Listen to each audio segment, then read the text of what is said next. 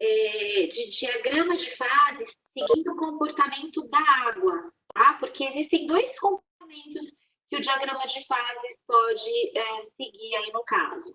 Eu tenho o comportamento da água, onde haverá um desvio negativo, conforme vocês podem ver. Se eu tomar como base uma reta imaginária que passaria por esse ponto triplo aqui, ó, no caso, a inclinação da interface sólido-líquido para o diagrama da água, ela tem um sentido negativo, que a gente chama, né? Ela inclina um pouco para o meu lado esquerdo aqui, considerando uma reta imaginária que ficaria aqui, tá? Então, isso faz com que a gente tenha aí uma diminuição do ponto de fusão, né? Ele vai diminuir um pouco, e eu tenho esse perfil. Então, é um perfil invertido para o lado contrário, daí o nome desvio negativo, tá? Então, quando eu tenho esse desvio negativo, dessa interface sólido-líquido em relação a uma reta imaginária que passaria pelo ponto triplo, eu tenho o comportamento da água. Se a gente for um pouquinho mais adiante, ó, aqui eu tenho o comparativo dos dois, né? Eu tenho, então, um desvio negativo representando o perfil da água, e eu tenho um desvio positivo representando aqui o perfil do CO2, tá? Então, a inclinação, no caso da inclinação negativa, né, que é seguindo o modelo da água, eu tenho aqui a fase mais densa, líquida. No caso da inclinação positiva, eu tenho a fase mais densa, sólida, tá? Aqui, pessoal, no caso da água, quando a gente tem o gelo na água, o que acontece, né? O gelo, a fase mais densa o gelo na água, a fase mais densa é líquida, então o gelo flutua, tá? Se eu fizesse isso aqui com CO2, é como se o meu cubo de CO2 afundasse, tá? Então eu tenho esses dois comportamentos distintos aí. Então a gente consegue perceber bem pela inclinação, como eu falei para vocês. Então, inclinação negativa segue o perfil da água, inclinação positiva segue o perfil do CO2. Outro ponto importante a se destacar aqui no meu diagrama de fases é esse ponto crítico que está sendo representado aqui, no caso do diagrama da água, pela letra C, né? E no diagrama do CO2 aqui pela letra Z, tá? Então, aqui eu tenho o ponto crítico. O ponto crítico, pessoal, é justamente o momento em que eu tenho aí a diferença entre gás e vapor. Então, vamos lá, gás e vapor. Se a gente pensar em estado físico da matéria, os dois estão no mesmo estado físico, ambos se encontram na forma gasosa. A diferença é que quando a gente fala em vapor, esse vapor está na forma gasosa, mas se eu promover um resfriamento, ele pode condensar e voltar à fase líquida. O gás, ele tem essa configuração de gás, ele recebe o nome de gás permanente, porque mesmo que eu tente fazer uma condensação, ele não é capaz de voltar ao estado líquido naquela condição. Então, o ponto crítico é justamente onde vai desaparecer a interface entre o líquido e o vapor, que permite essa volta, né, essa liquefação, essa condensação, e é onde eu tenho, então, os gases permanentes. Por que é importante que eu entenda o que são esses gases permanentes? Porque na hora de resolver os nossos exercícios, a gente trabalha muito com um dos componentes apenas condensável. Então, eu tenho uma mistura gasosa, onde um dos elementos está na forma de vapor, ou seja, ele pode voltar para a forma líquida, pode voltar ao formato original através da liquefação, da condensação, daí o nome condensável, mas eu tenho um outro elemento que não condensa, que não muda, o estado físico não fica na forma líquida. Isso faz com que eu tenha aí o meu gás permanente.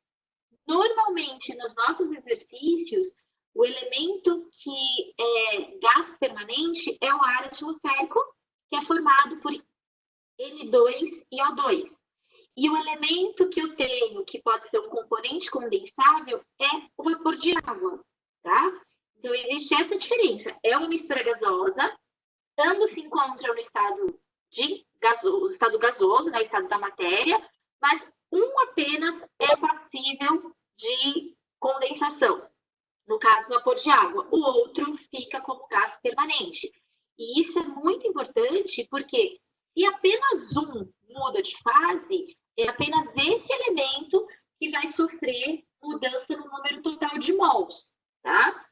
Então, no caso do ar atmosférico, como eu tenho aí, então, uma impossibilidade de condensação, teoricamente, o número de mols do ar atmosférico se mantém constante, tá certo? A gente vai precisar desse conceito aí quando eu for explicar para vocês os exercícios envolvendo componentes condensáveis. Tudo bem, pessoal? Até aqui? Deu para lembrar alguma coisinha? Vou seguindo, tá? Então, vamos passar aqui para a parte do equilíbrio mesmo, equilíbrio líquido-vapor, certo?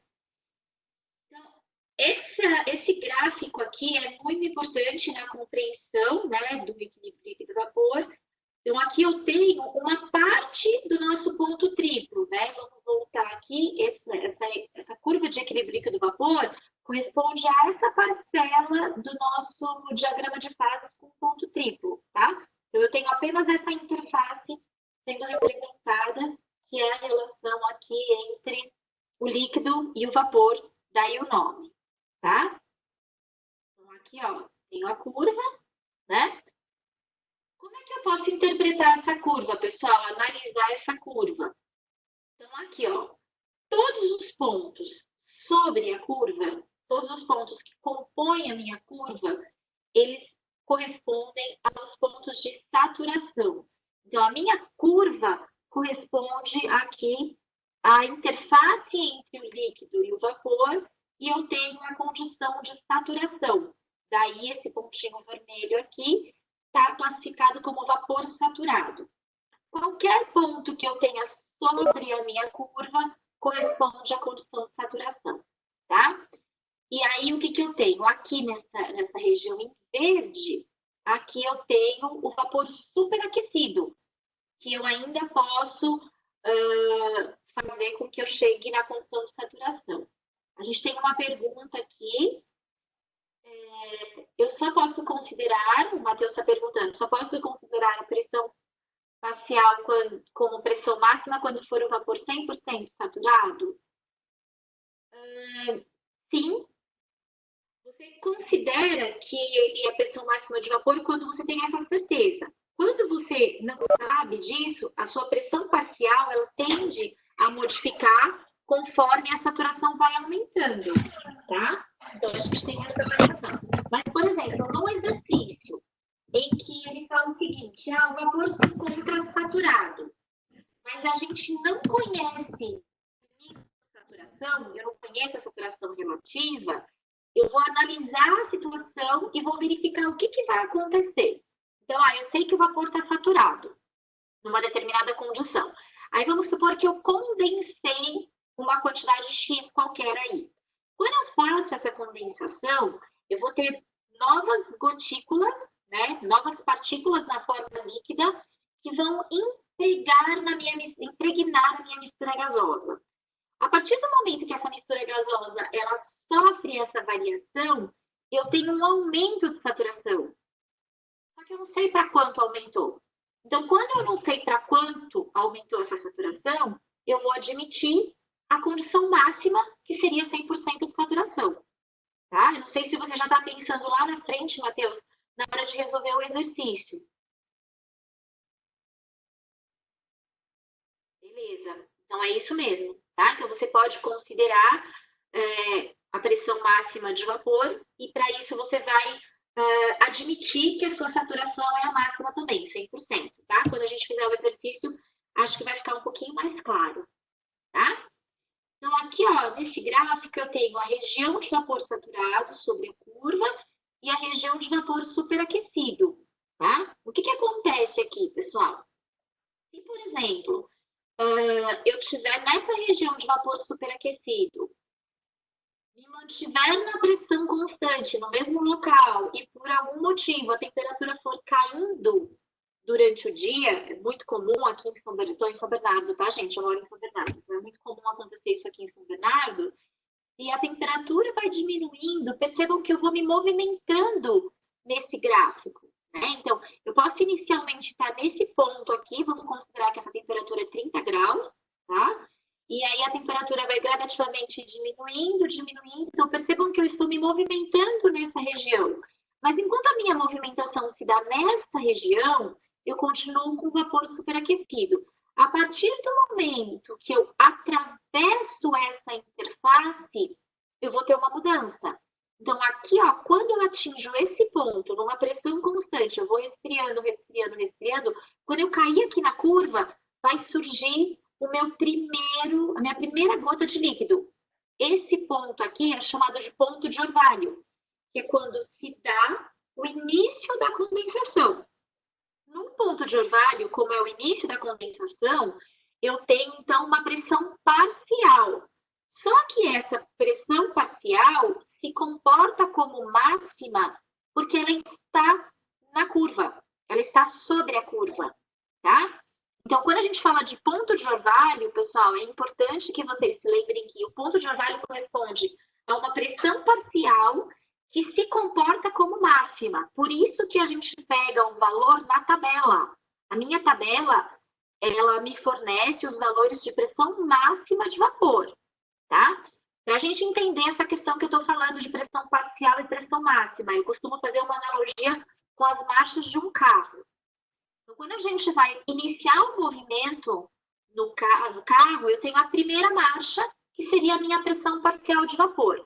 À medida que eu estou acelerando, estou aumentando a velocidade, eu vou mudando as marchas até atingir a minha velocidade máxima, né? Vamos pensar no carro comum aí, onde eu tenho uma estabilidade, eu coloco a quinta marcha, tá? Então, é uma analogia. A pressão parcial seria a primeira marcha e a pressão máxima seria a quinta marcha no carro convencional, onde eu atingi um patamar de constante, diríamos assim. Tá certo? Então, a minha pressão parcial pode ir aumentando até atingir o ponto máximo, que seria a condição de saturação. O ponto de orvalho seria onde começa a saturar, porque é onde eu cruzo aqui a interface, certo? Então, a partir do momento que eu coloquei um ponto aqui na curva, é o primeiro ponto de saturação. Então, é o início da saturação que vai surgir por conta da condensação que acontece devido ao resfriamento. Tudo bem? O ponto de orvalho, ele é dado como uma temperatura, mas ele é calculado em função de uma pressão, justamente por isso, porque é o valor onde começa a saturar e essa saturação se inicia devido aí a uma queda na temperatura, né? Então, a gente está aqui nessa posição, estou constante, a minha pressão está constante, eu estou no mesmo ponto, mas a temperatura vai caindo, vai caindo, vai caindo. Então, vai diminuindo até eu alcançar a curva, que seria o que o Matheus colocou aqui no chat, né? O início da saturação e, consequentemente, o início da condensação. Tá certo? Tudo bem, pessoal? Deu para entender?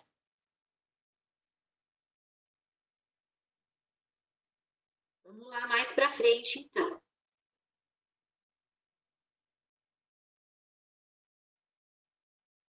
Ó, aqui a gente começa a falar do sistema gás-vapor, que é bastante cobrado nos exercícios.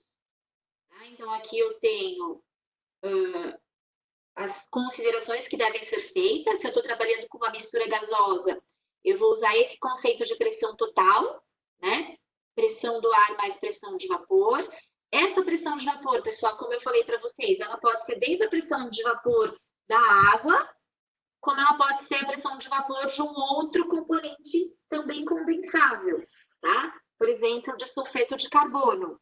Seria um elemento que poderia estar nesse contexto.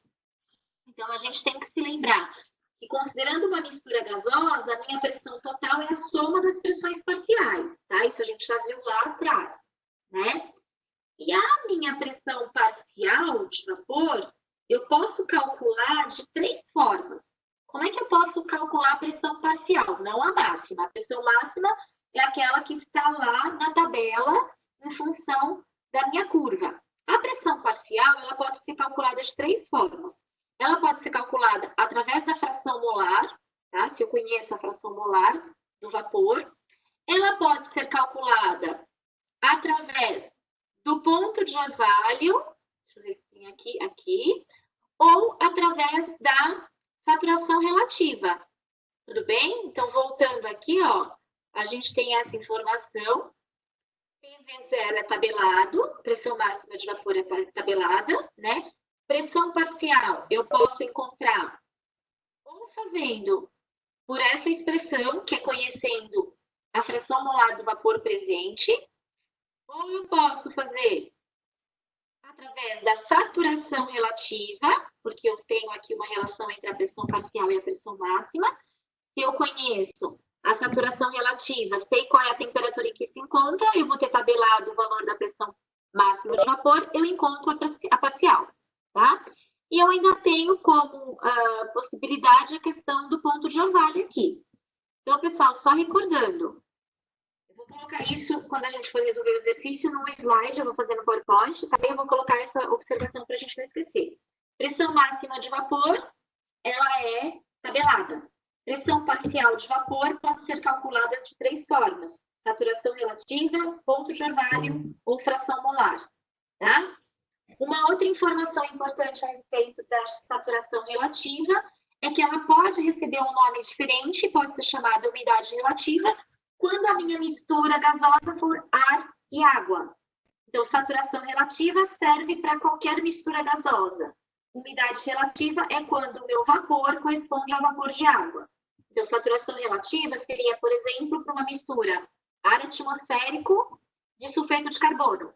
Umidade relativa seria para a mistura ar atmosférico e vapor de água, que é essa informação que a gente escuta falar muito durante o dia, né? A umidade relativa do ar hoje está baixa, a umidade relativa do ar hoje está muito elevada. Por quê? Porque a gente está considerando essa mistura gasosa, que está em constante modificação, que seria o ar atmosférico e o vapor de água, certo? Então, a gente vai usar esses 3 conteúdos para determinar aqui a pressão parcial de vapor. Então, aqui só de novo, ó, a gente tem a definição de ponto de orvalho, né? Como eu falei para você, né? Eu tenho um vapor superaquecido, que é resfriado, né? Então, a gente estava aqui nessa região em azul. Esse vapor é resfriado a pressão constante, e quando ele chega na curva, que inicia a saturação, eu tenho, então, aqui as primeiras gotas de orvalho se formando, tá? Aqui o Matheus está pedindo para explicar de novo a relação de que a pressão... Deixa eu ver se eu entendi, Matheus, sua pergunta. A pressão máxima de vapor é a fração molar vezes a pressão total? É isso que você perguntou? Na verdade, não é a pressão máxima de vapor, tá? O que eu tenho aqui como é a pressão parcial, isso, tá? A pressão parcial pode ser calculada dessa forma. Eu conheço a pressão total e se eu sei quanto de vapor eu tenho naquela mistura. Por exemplo, se eu falar assim no enunciado, né? Uma mistura gasosa é composta por 10% de vapor de água e 90% de ar atmosférico. Tá? Sob uma pressão total de 700 milímetros de mercúrio. Então, para eu calcular a pressão parcial, como é que eu vou fazer? Eu vou pegar essa pressão molar, 10%, 0,1, e multiplicar por 700, eu vou ter a pressão parcial inicial. É isso que você perguntou?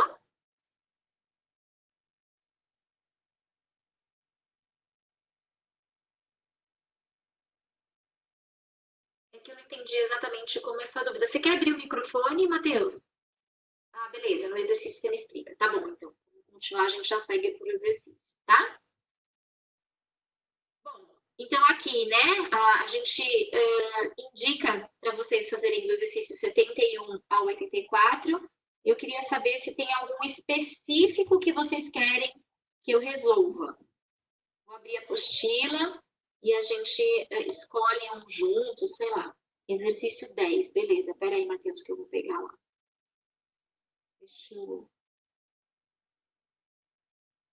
parar o compartilhamento. Parou, né? Saiu? Página 46, beleza. Deixa eu abrir aqui.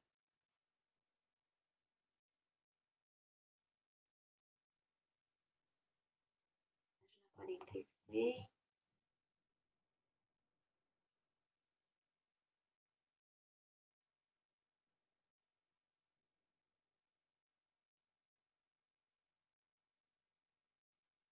Só um minutinho que tá abrindo aqui, tá? Meu.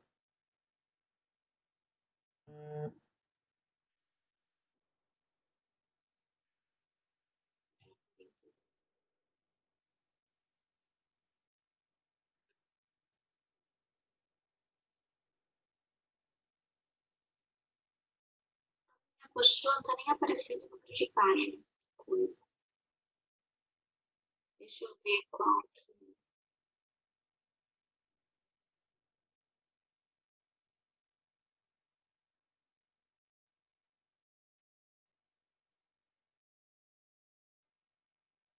Matheus, você consegue colocar pelo menos um pedacinho do enunciado só para eu achar aqui na minha lista de exercícios, por favor? Ou abrir o microfone e ler para mim? Professora, tudo bem? Tudo bem, e você? Bem também. Então, o exercício 10 é assim, um recipiente indeformável de 13 litros.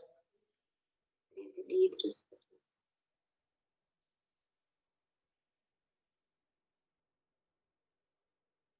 Tô procurando. Tá bom.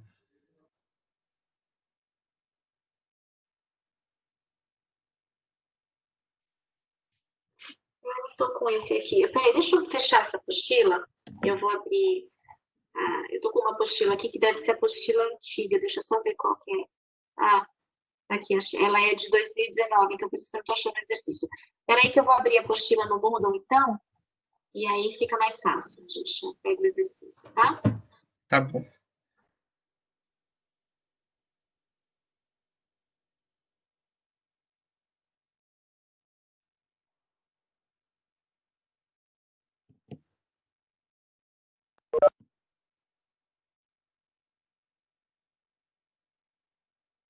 Eu já estou no curso de Química Geral, vou para a apostila.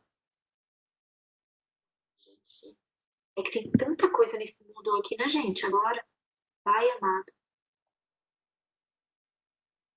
Achei.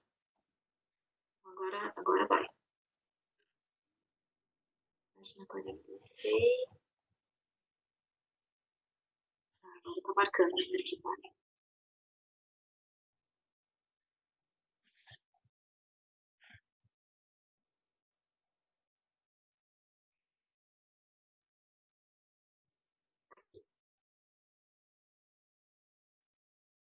Então, recipiente deformável de 13 litros, de capacidade, contém 7 litros de líquido, é esse, né? Isso, esse mesmo. Beleza. Eu vou abrir um PowerPoint, então, para a gente ir resolvendo junto, tá?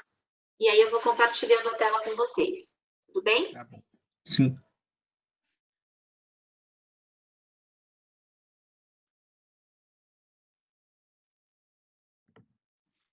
Como todo mundo acha que tem acesso à apostila, eu vou compartilhar a tela do PowerPoint. Vou ver se eu consigo dar um print aqui no enunciado e a gente já coloca junto.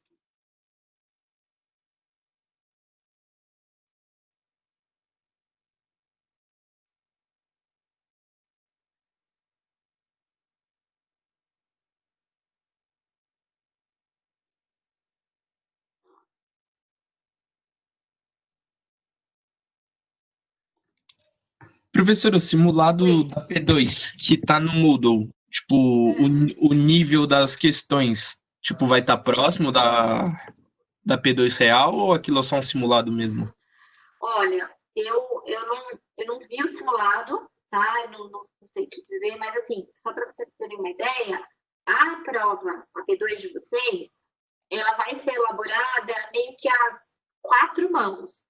Então, o que que acontece? O Daniel pediu para que cada professor enviasse para ele 4 exercícios de cada tópico, tá? Então, por exemplo, eu vou mandar 4 exercícios de equilíbrio líquido-vapor, vou mandar 4 exercícios de combustão, e aí ele vai fazer um banco de dados gigantesco.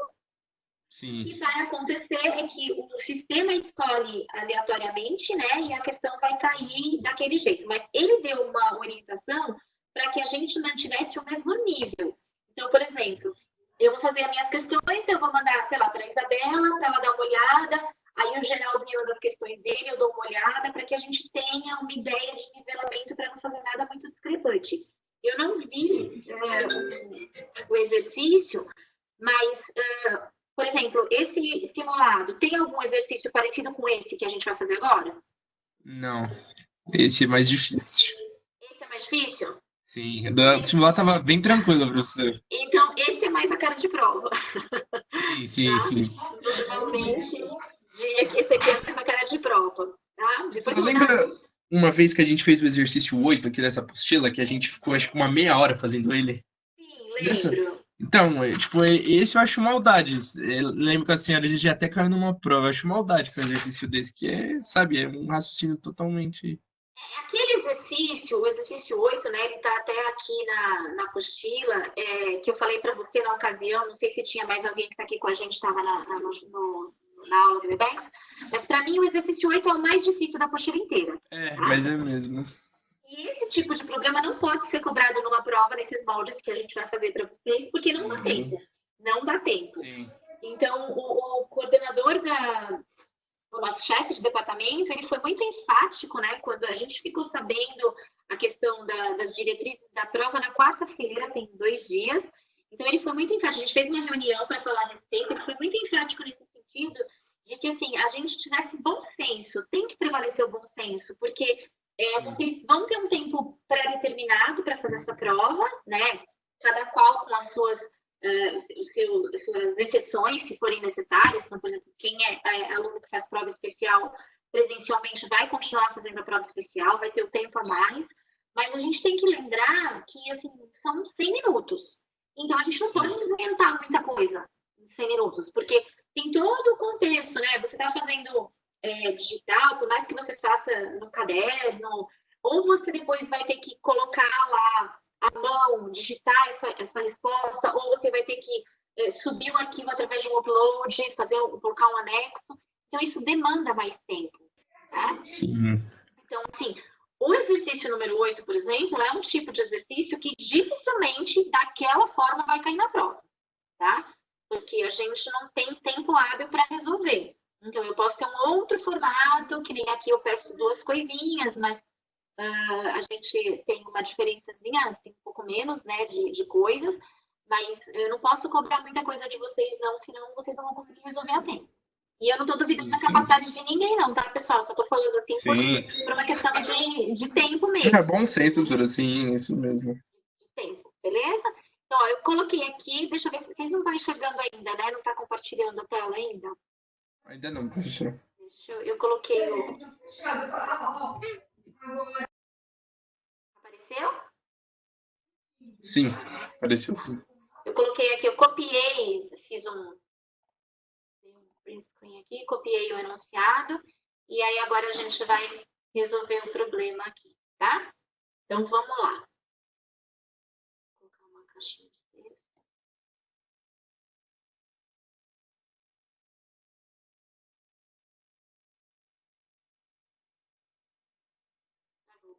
Espera aí, gente.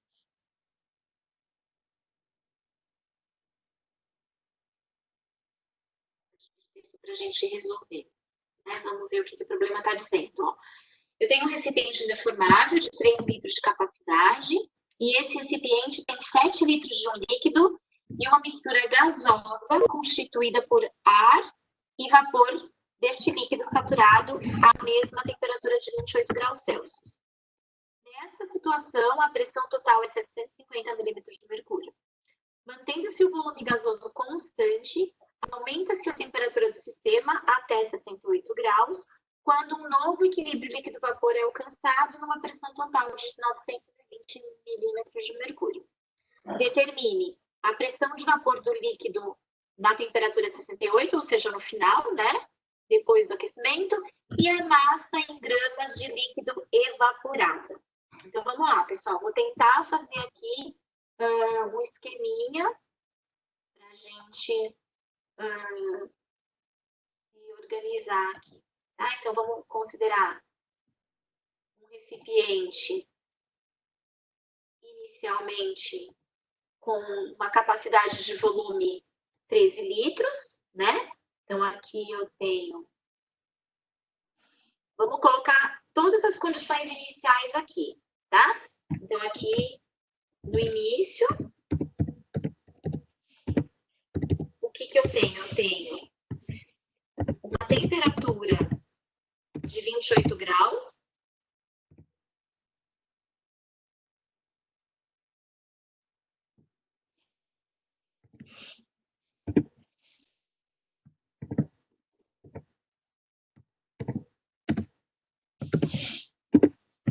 Aqui,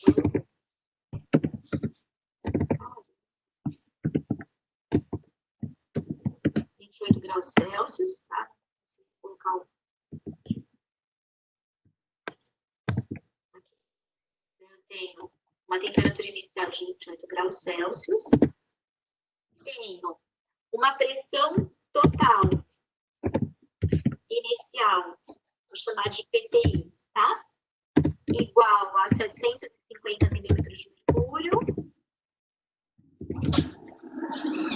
Tenho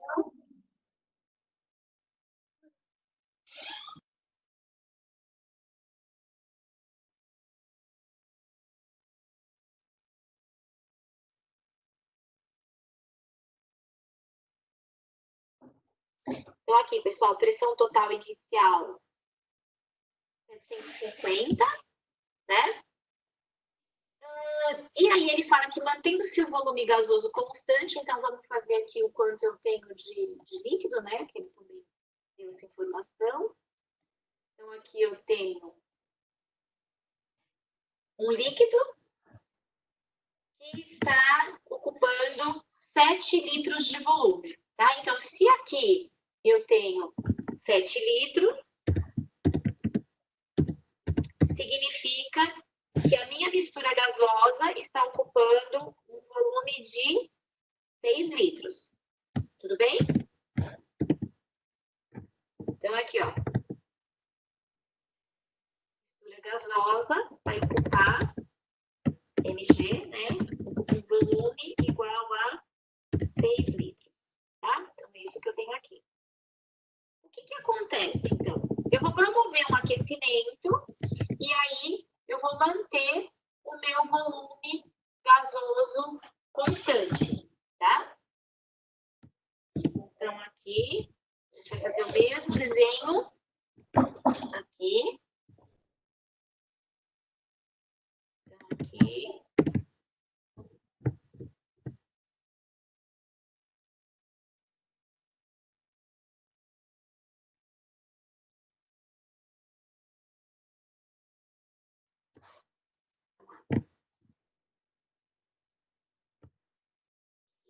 Fazer aqui depois da temperatura do aquecimento, né?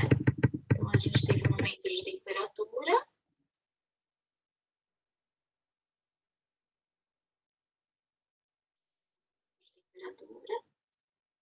E aqui a condição final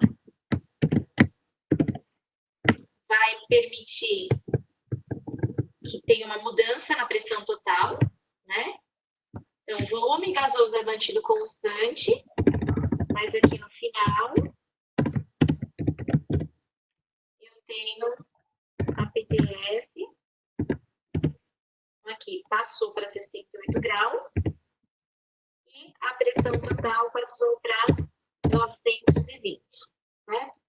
Então, o que aconteceu foi que teve uma vaporização devido ao aquecimento, né? Então, aqui esse aquecimento e aumento de temperatura vai trazer uma vaporização de uma parte do líquido, tá? Só que aí, pessoal, vem aquela pergunta, né? Mas como é que eu sei gasoso constante? Porque provavelmente a quantidade que vaporizou é muito pequenininha, tá? A gente vai verificar isso quando a gente calcular a massa de água que foi vaporizada.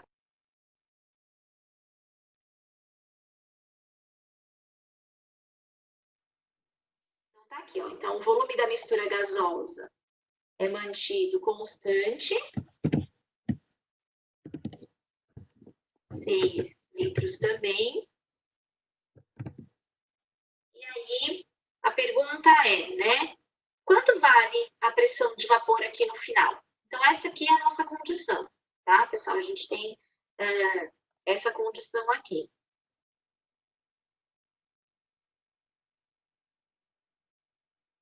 Volume constante, número de mol constante, aí depende de quem, né? Porque o que acontece? Do ar, esse número de mols é constante sim, mas como você teve uma pequena vaporização da substância que é condensável, o número de mols dele vai alterar. Por uma menor que seja essa alteração, pode ter vaporizado, sei lá, 2 mols, né? Mediante esse volume todo de 6 litros aqui, é uma coisa que seria praticamente desprezível. Mas não pode ser desprezível, porque essa variação, essa vaporização, por menor que ela tenha sido, ela vai afetar a pressão de vapor do sistema. E eu não posso ignorar isso, tá? Então, o único número de mols constante que a gente considera é o do ar atmosférico, porque ele não condensa nem evapora. Por mais que eu tenha o meu volume gasoso se mantendo constante, o número de mols do vapor mudou. Tanto que ele pergunta na letra B, ó, a massa em gramas de líquido evaporada. Então, se eu evaporei uma pequena quantidade que seja, eu tive uma alteração do número de mols também. Então, você só pode afirmar que o número de mols é constante, Matheus, para o ar, tá? Sempre para o ar você pode assumir isso. Agora, para o vapor, a gente tem que tomar esse conceito com bastante cuidado, tá? Então, vamos lá. Eu vou deixar o desenho aqui, vou colocar um outro slide aqui para a gente fazer as contas, tá? Então, vamos lá, a informação que a gente tem.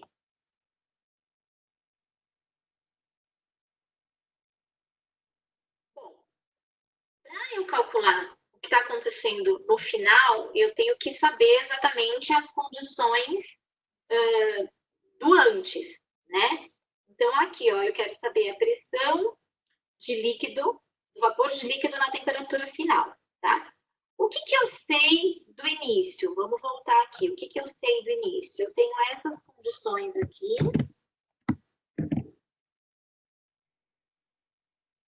Então, eu sei que no início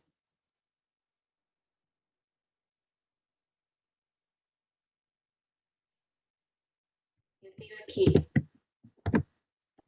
a pressão total inicial 750. E eu sei, pessoal, que como eu tenho uma mistura gasosa que é formada aqui, né? Ele está dizendo que a minha mistura gasosa é formada por ar e vapor deste líquido, que eu não sei que líquido que é, tá? Vamos chamar, sei lá, de líquido X qualquer. Eu sei que a soma das pressões parciais é que vão compor essa pressão total aqui. Então, aqui, ó, a minha pressão total, ela pode ser calculada, né? Então, a pressão total é a soma da pressão do ar mais a pressão de vapor, certo? Bom, o que mais que eu sei aqui? Que está a 28 graus, né? Mas eu tenho o volume do gás aqui, então eu consigo calcular a pressão de vapor se eu conhecer o número de mols de vapor aqui, né? Ele me dá a pressão máxima de vapor a 27,3 milímetros, me dá a massa molar do sistema. Ele fala que, aqui, ó, vamos ver se tem alguma outra informação que dê para eu continuar a entender o comportamento dessa mistura. Então, ele fala que a pressão total inicial é 750, a gente mantém o volume constante, e eu aumento a temperatura até 68, até 68 aqui. Então, beleza, a gente pode assumir que o número total de mols do ar é constante, né? Então, aqui, ó, eu conheço o volume da mistura gasosa, conheço a temperatura e conheço a pressão total. Então, o que eu consigo calcular aqui? O número de mols total, né? Aí, como é que eu faço para calcular o número de mols do ar aqui? Como é que do vapor? Como é que eu faria? Eu precisaria conhecer alguma informação em relação à pressão de vapor. Por exemplo, eu precisaria saber qual é a saturação relativa, precisaria alguma informação dessa. Aqui, pessoal, do jeito que está, a gente tem alguma informação no início? O que ele fala do início em relação à mistura? Ó, eu tenho uma mistura gasosa constituída por ar e vapor saturado desse líquido. Tá? Se o vapor está saturado, então eu assumo exatamente isso, que a saturação aqui é máxima. Tá certo? Então, como é que eu faço aqui? Ó? O que eu tenho? Né? Como? Deixa eu colocar aqui. Como o sistema está saturado, eu vou assumir que essa saturação é máxima, né? E vou usar a pressão máxima de vapor.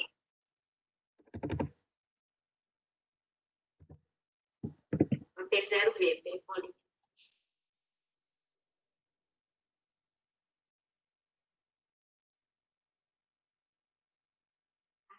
Tá? A pressão máxima de vapor foi dada no exercício, que vale 7,3, né? Então, aqui eu tenho 7,3 milímetros de mercúrio. Consequentemente, se eu tenho a pressão de vapor e tenho a pressão total, eu determino a pressão do ar. Por que eu quero chegar na pressão do ar? Porque a pressão do ar, ela vai ser calculada. Como eu consigo determinar que o número de mols do ar é constante, eu faço depois por diferença para encontrar o que aconteceu com o vapor após o aumento de temperatura, a vaporização. Tá? Então, aqui eu tenho, ó, PT, eu vou colocar aqui embaixo dessa expressão aqui, ó, meu PT vale 750, né? Aqui eu vou ter a pressão do ar, mais a PV, que vale 27,3. Matheus já me passou aqui a informação.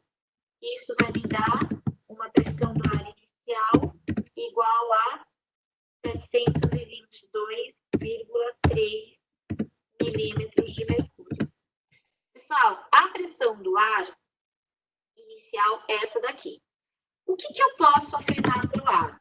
Como o número de mols do ar é constante, eu posso usar, então, 722,7, perdão. 2,7. Como o número de mols do ar é constante, eu posso usar para ele, única e exclusivamente para ele, a relação do PVT por motor, tá? Então, como o número de mols do ar, vou colocar maiúsculos, não fica parecendo orgulho, é constante, eu posso assumir P1, V1 igual P2, V2. Pessoal, de novo, isso só vale porque nesse caso o número de mols do ar é constante. Ah, por que eu não posso fazer isso com a pressão total, professora? Porque conforme a gente falou, a pressão total, ela assume a participação da pressão do vapor. E a minha pressão de vapor mudou, porque teve uma vaporização. Então, eu tenho aí o número de mols do ar sendo constante. Então, para ele, eu posso aplicar o permitipamotol. Para o vapor, eu só poderia usar essa relação se o problema tivesse me falado que o número de mols de vapor se manteve constante, o que não é o caso, porque aqui a gente teve uma vaporização. tá? Então, tá aqui eu tenho o P1, V1, P2, V2. Então, o que eu sei da condição do ar? Então, a gente vai fazer o pivot pivotal para o ar. Então, a pressão inicial do ar é 722,7, certo? A temperatura inicial do ar, vamos colocar aqui, né? Temperatura inicial do ar, não, da mistura gasosa, é 28 mais 273. Então, isso aqui vai me dar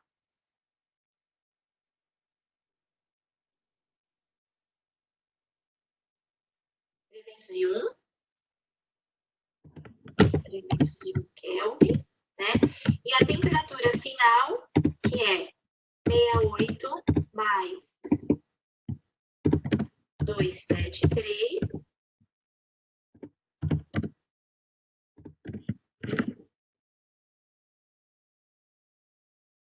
Então, isso me dá aqui 341, é isso? 341. Então, 341 Kelvin, tá? Então, olha só. Pressão inicial do ar, 722,7, vezes temperatura inicial, 301, igual pressão final do ar, que é o que a gente quer, vezes 341, que é a temperatura final. Isso aqui vai me dar uma pressão final do ar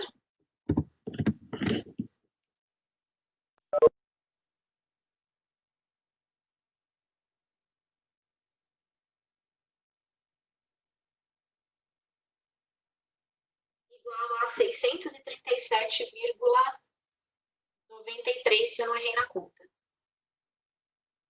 637,93 milímetros de mercúrio, tá?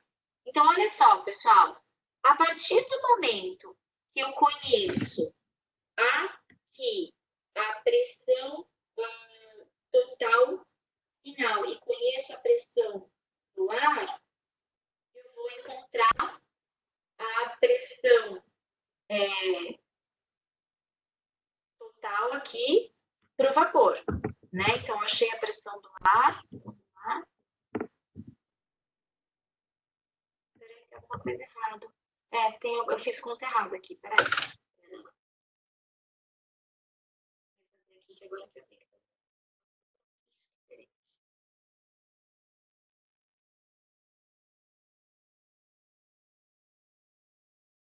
É isso mesmo, Matheus, eu fiz a conta errada. Então, aqui, ó, o valor tá dando 818, não 637, não sei que conta que eu fiz aqui, tá?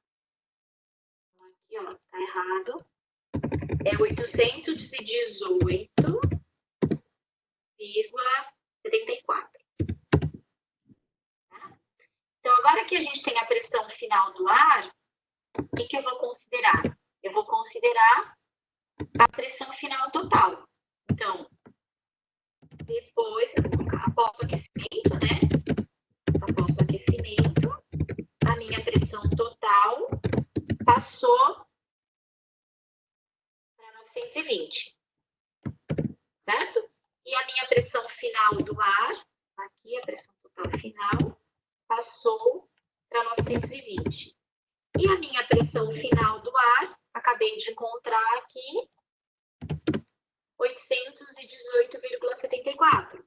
Então, como é que eu faço para calcular agora a pressão de vapor? Eu faço a diferença, né? Porque aqui eu tenho pressão total, tenho essa expressão aqui, ó. Pressão total, pressão de vapor.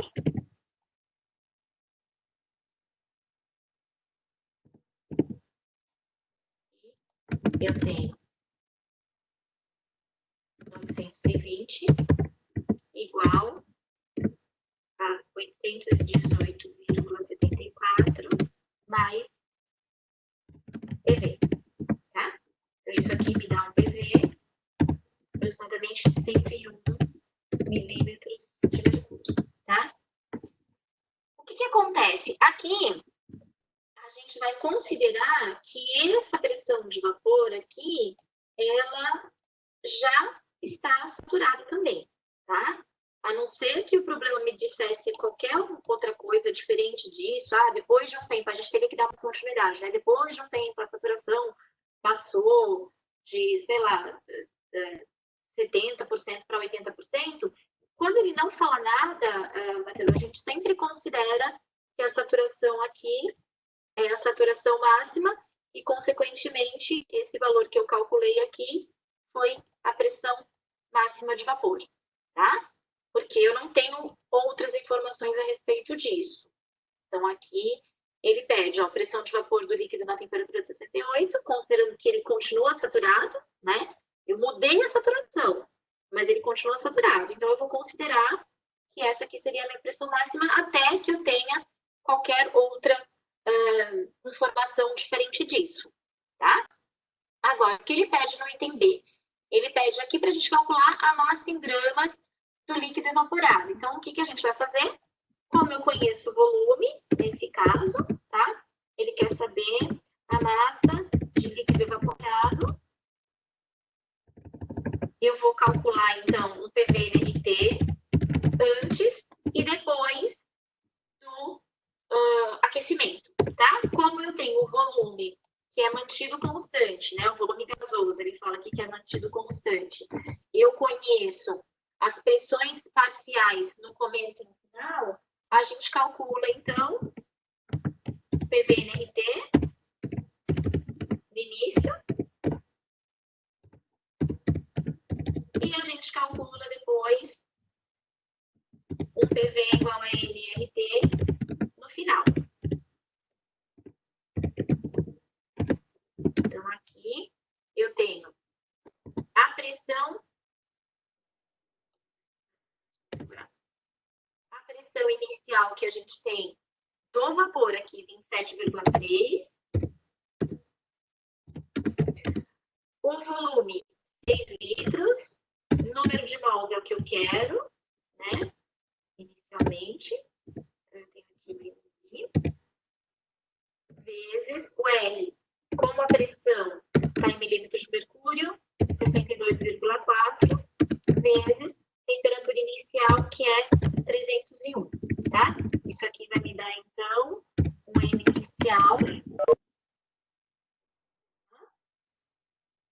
0, Matheus, estou fazendo tudo, graças a Deus. Obrigada, Matheus. 0,0087 mol é o número inicial, tá? E a gente tem depois aqui, então, a mesma coisa para o fim da reação, onde houve uma mudança de pressão, a pressão de vapor, que era inicialmente 27,8, a gente calculou que ela passou, aumentou para 101, né? O volume gasoso se manteve constante, vocês já vão entender por quê, como que isso é possível, né? Então, aqui eu tenho o número de mols final, né? Vezes 72,4, vezes a temperatura final, 241. Isso aqui vai me dar o N final.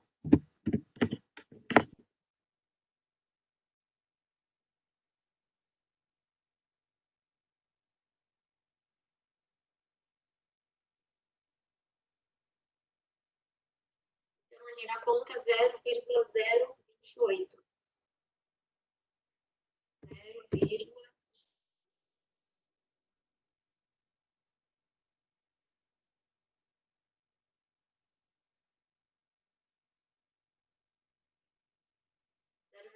0,0284. É isso mesmo. 285, né? 0,0285. Bom, então a gente quer saber quanto vaporizou. Então, aqui, número de mols vaporizado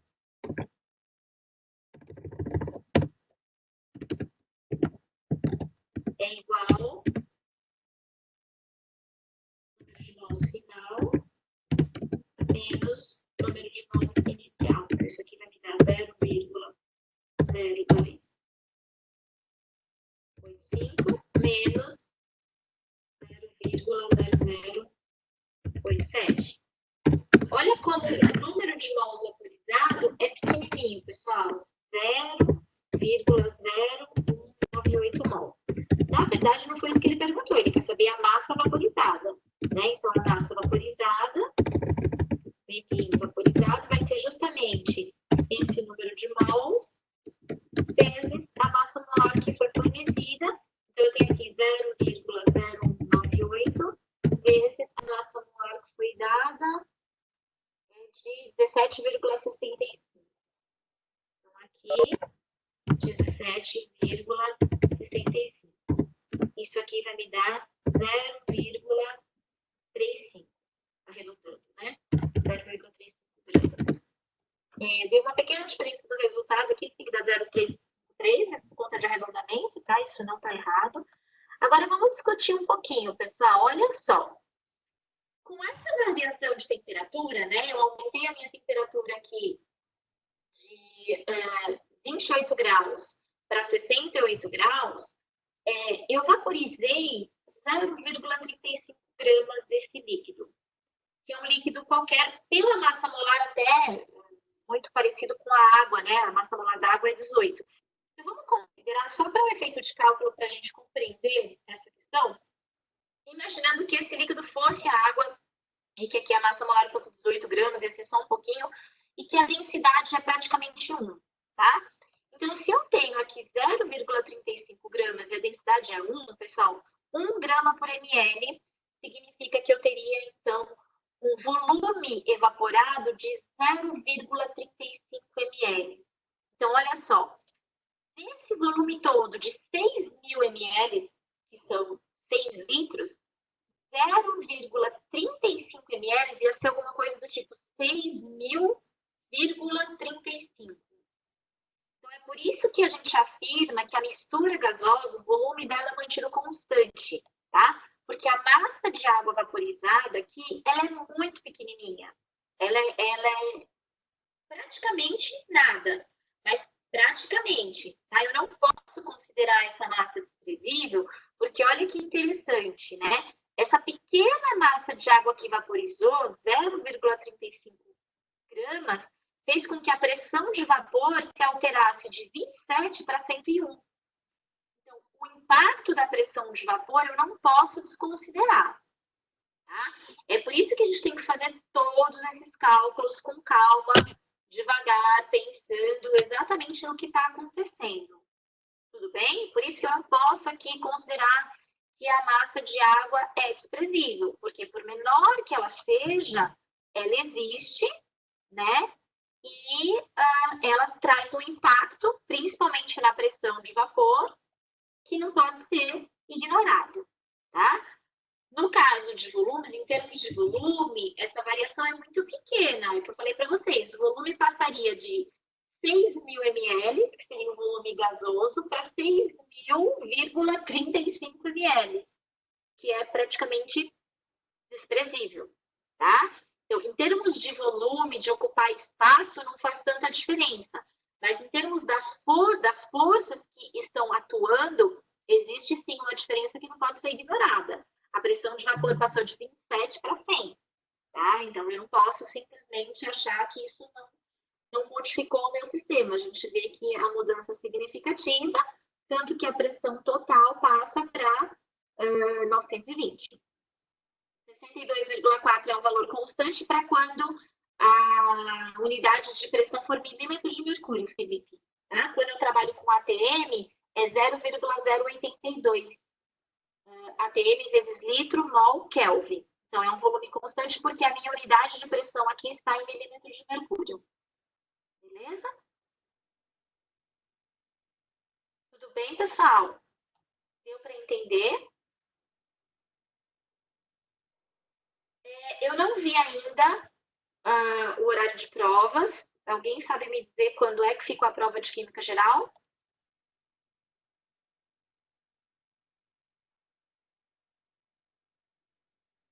Alguém já viu? Eu tenho uma ideia de como é que vai ficar a nossa dinâmica durante essa semana. Não sei quando é. Caramba, é a primeira prova? Não acredito. E 19 horas é para o pessoal do noturno, é isso?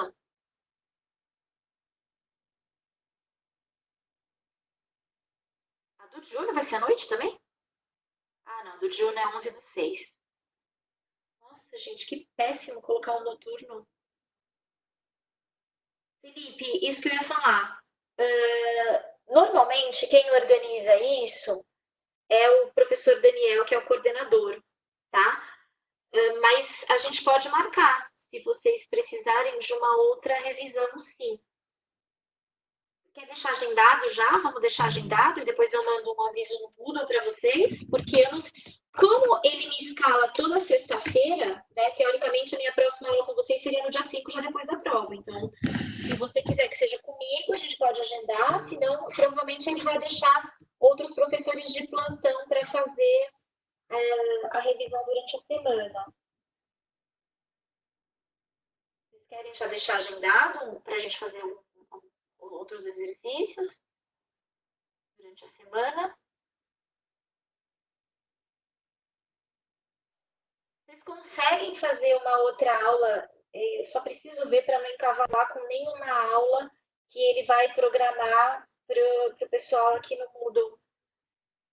Segunda-feira, deixa eu ver se eu consigo ver como é que tá o Moodle, só um minutinho para não encavalar nada. Deixa eu voltar aqui na disciplina, que normalmente ele segue aquele cronograma, sabe? Então, de segunda-feira, ó, normalmente tem plantão de dúvidas com ele às 14 horas. Aqui não dá pra saber se é segunda ou na terça.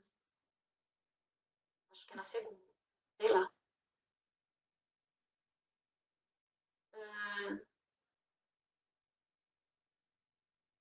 Pelo que eu tô vendo aqui, pessoal, só tem um plantão de dúvidas às 4 horas com o professor Makoto. Felipe tá falando uma aula à noite. Deixa eu ver como que eu consigo fazer, Felipe, porque eu tenho outras aulas. Peraí. Na segunda-feira. Sim, não, vamos tentar fazer uma aula à noite também. Deixa eu ver pra mim. Ó, na segunda, eu conseguiria fazer uma aula à noite só às 20 horas. Fica muito ruim para vocês. Segunda é dia 1, né? Matheus e outras pessoas que estão aqui no grupo, que são do diurno, vocês conseguiriam assistir esse horário, a aula, às 20 horas? Também para quem precisar, né? Então, eu vou fazer assim, ó. Eu vou deixar já agendado aqui. Eu mesmo vou criar o link no Webex, como eu fiz. E aí eu vou mandar no grupo para todo mundo. Eu vou, na verdade, eu não vou nem seguir aqui. Eu posso até falar com o Daniel, pedir para ele colocar lá no cronograma, né? Caso seja de interesse de mais alguém. Mas aí eu mando o aviso para vocês, como eu fiz hoje, mando o link, mando a senha. E a gente se encontra, então, na segunda-feira às 8. E aí a gente faz uma outra revisão desse assunto. Pode ser? Aí a gente só trabalha em exercício. Eu vou separar, porque eu acho que é legal a gente fazer um exercício daquele que não tem volume, que usa aquela relação lá, P do ar, P de vapor, N do ar, N de vapor. Certo? Beleza? Então, eu vou fazer assim, eu vou falar com o Daniel, se ele não conseguir colocar a gente na agenda lá no cronograma, a gente se agenda por nós mesmos, tá? Como se a gente estivesse fazendo um encontro presencial lá na faculdade para tirar uma dúvida, né? Então, eu vou colocar no dia 1/6, segunda-feira, às 20 horas, vou criar aqui um outro meeting no Webex para a gente se falar e aí a gente resolve mais pelo menos uns 2 ou 3 exercícios desses daqui de equilíbrio líquido-vapor. Tá bom?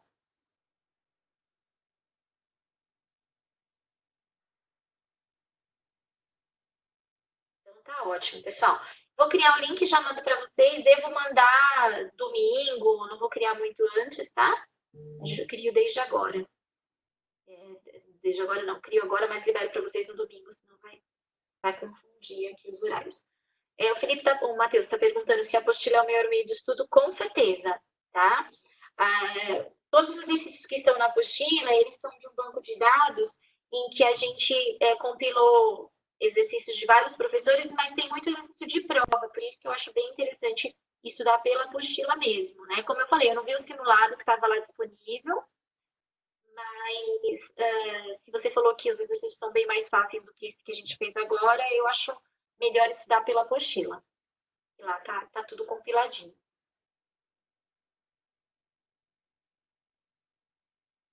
A professora, tipo, não tava bem mais fácil. Tipo, tinha um de retos que você tinha que pensar um pouquinho. É que eu já fiz todos da apostila, né? Tipo, Aí já tá certo. Aí, fica pra mim, chovendo já. molhado, né? É, tipo, é a mesma coisa, sabe? A mesma metodologia. Eu pensei que ia ser algo mais diferente, mas, tipo, é Ó, a então mesma coisa do exercício. Aí eu não sei o que fazer mais. sabe o que eu posso fazer? Nessa aula que a gente vai ter na segunda-feira, como ela é uma aula informal, uma aula mais de dúvidas, eu vou pegar exercícios do meu banco de dados que não estão lá, mas que tem Nossa, mais ou professora, menos você um. poderia me mandar um desse, por favor? Que da apostila pra mim é tudo a mesma coisa. Só era esse que eu não tinha feito. Qual? Desse tipo que a gente fez. É, tipo, esse, o 10 que eu não tinha entendido. Tá, Você eu apostila. faço uma lista e aí eu libero para vocês. Tudo bem? Nossa, tudo bem, seria uma boa, professora. Tá bom? Tá bom. Então, beleza. Então a gente se vê na segunda. Se fala Beleza. na segunda, tá bom? Tá bom, professora. Pessoal, obrigada. Segunda-feira a gente está aqui de volta, então. Vou fazer uma listinha, né? Um pouquinho diferente da apostila, mesmo nível, mas com valores diferentes, tá? O Vitor tá falando que um dia ele vai ser que nem o Matheus. Benchmarking, né, Vitor? Mas vai dar tudo certo, pessoal. A gente vai se falar na segunda-feira, a gente vai estudar e vai todo mundo se sair super bem na prova, tá? Vamos dar um gás aí, principalmente o pessoal do noturno que já tem prova no dia 4. Vou mandar. Ó, só que eu não consigo atender às vezes de pronto, porque eu tenho duas crianças em casa, pequenas, tá? Então às vezes eu respondo de madrugada. Peraí. Mas eu respondo. Chegou aí?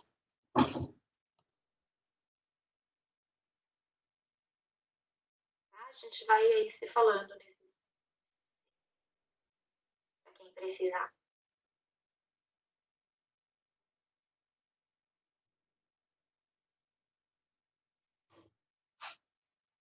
Beleza?